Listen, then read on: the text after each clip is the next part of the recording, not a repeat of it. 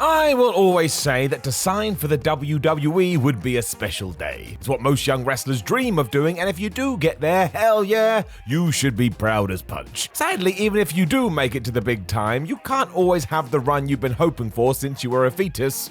So here's 10 wrestlers that visibly hated working for WWE. Let's go. Number 10, EC3. You cannot blame Ethan Carter III for this one. WWE never gave him a chance. It was all well and good when he was in NXT, as he was allowed to show off his character work and promos. But it was for that reason everybody thought he should be moved to Raw or SmackDown, because surely he'd fit in better still. He was born and bred for sports entertainment. Instead, when he did make the jump, he was essentially used as cannon fodder for a departing Dean Ambrose before being told from now on he was going to be the 2019 narcissist. Just go flex in a mirror. By the time he was fighting for the 24/7 title and being murdered by Braun Strowman, you could just see it on his face. He wasn't having fun. And who could blame him? There wasn't any fun to speak of, like a birthday party without a cake. Number 9, Tucker. Tucker seemed to be legitimately ticked off after he was split from Otis and then not given any follow-up, and today, we know that all of this was correct. In an interview following his release, the Heavy Machinery man admitted all of it was rushed, and nobody even told him what was really going on. Kind of mad when you think about it. The sheer shift in emotions was really upsetting too. Otis and Tucker were over the moon in January 2019 when they got their first win on Raw, and then by April 2021, the man just looked miserable. Probably because he was trying to figure out what the hell happened. You and me both, my friend, you and me both. After the split, he was only sporadically used and lost to wrestlers that never won, and worse still, we never found out why he turned his back on his best friend and cost him the Money in the Bank briefcase. So it's gone the way of GTV. It was just bad, to be honest, and whereas us fans can just shake it off, poor Tucker had to take it and then lost his job because of it.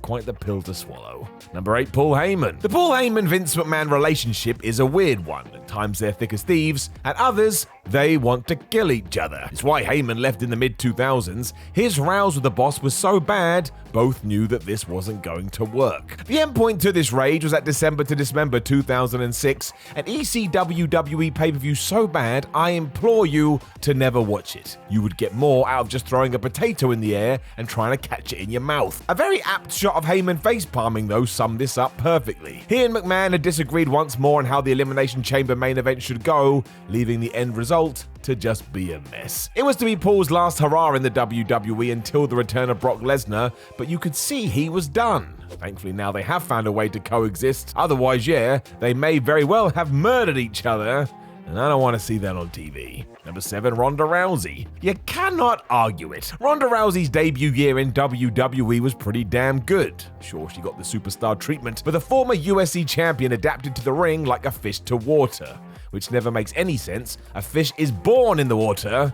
Let's just move on. Come Survivor Series 2018, though, the tide had turned. The WWE Universe had chosen Becky Lynch as their hero, so anybody else that wasn't called Becky Lynch could go to hell. As you already know, Ronda Rousey wasn't among this group. Therefore, as she laid into Charlotte Flair, Rousey was mercifully booed and there was no hiding it. Her face told the story of a woman's scorn. She did not appreciate this reaction. It became so vicious WWE had to make this part of her character, and really Rousey did nothing to attract such a reaction. She was just in the wrong place at the wrong time. That is a modern day fan though, you just never know what they're gonna do, so you gotta be prepared for all the outcomes. Number 6, Cody Rhodes. Cody Rhodes is often mentioned that he didn't like portraying the Stardust character towards the end because he had asked management to adopt another role as just himself and been teased that this would be fine. Then it never happened. That is frustrating. This always surprises me every time I hear it though, because he was just so damn good at it. I would have assumed Cody was having the time of his life. On occasion, this did creep out on TV when he had the opportunity to do so, much as it did on an online promo following Raw. Talking to future wife Brandi, Rhodes went nuts at the stars of yesteryear who he thought needed to go away so the new generation could shine. This, of course, was to fuel his feud with Brother Goldust going forward, but still, his criticisms were kind of valid. Given that Cody would leave soon after and change the wrestling world, kind of makes you think WWE should have listened. It really was their loss. Number 5, Brock Lesnar. Brock Lesnar is far more passionate about WWE than many would have you believe. Sure, he puts money first, but you can't have that many good matches if you hate what you do. It is basically impossible. This is also why he threw a tantrum after WrestleMania 34. His match with Roman Reigns had become a controversial cooking pot anyway, as WWE tried to outthink the fans who just wanted Roman to be presented in another way, but hoping to shock them, the Beast was penciled in to beat the big dog, and no, this didn't work. The audience still crapped all over the main event because they were frustrated, leaving Brock to march backstage and hurl the Universal title at Vince McMahon. Yep, imagine anyone else doing that. Now, there's every chance this was the plan to get people talking, but if so, Lesnar and Vince deserve an Oscar. Brock seemed legitimately pissed and McMahon was horrified by this, and even if it was a work too, good. That is what wrestling is meant to do, trick you.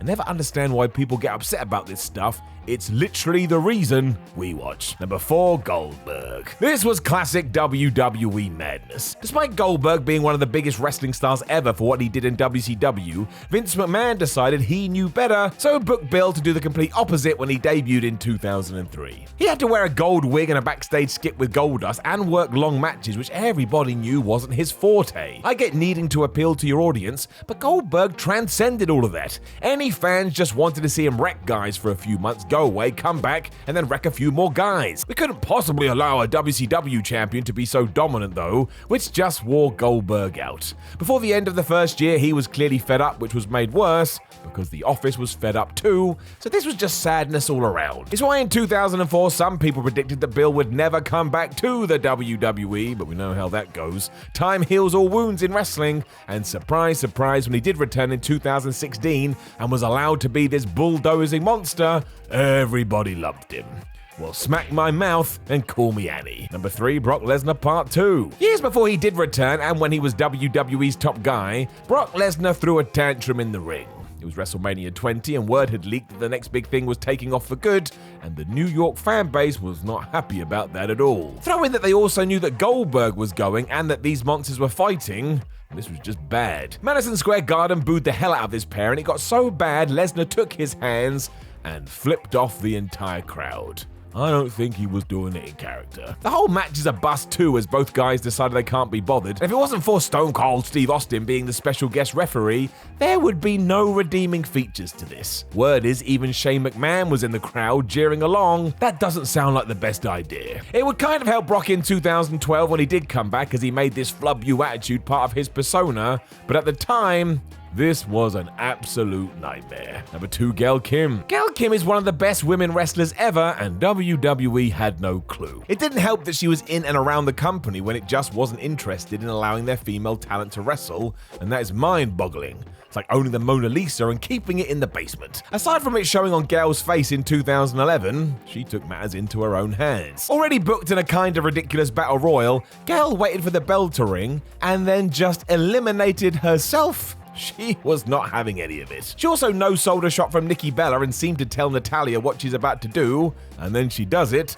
Talk about being done. Unsurprisingly, 2 months later, Kim was back in TNA having proper wrestling matches and smashing it, and it would be years before WWE realized what they should have done in the first place. Number 1, Demolition X. We all know that Demolition were just WWE's answer to the Road Warriors, but who cares? It worked. Axe and Smash were great. Sometimes taking inspiration from others can be exactly the right move. This was mostly as Bill Eadie and Barry Darcer were so good in their roles and making you feel like they could kick anybody's ass, they were a decent team. Unfortunately for them, they weren't Hawk and Animal, so as soon as Vince McMahon had the now Legion of Doom, well, he started to put them over. This then got worse due to Eadie's run of injuries, who decided he wasn't going to have any of it. He felt thrown to the wayside when there was no need, especially after all these years of service. It meant during his last appearance for the company at the Survivor Series, not only did he take the pin, but he made sure everybody knew he didn't give a shit, because he basically stood up and walked off after this as if he'd just gone down the coffee shop with his nan. And that's probably why we haven't seen much of him in WWE ever since.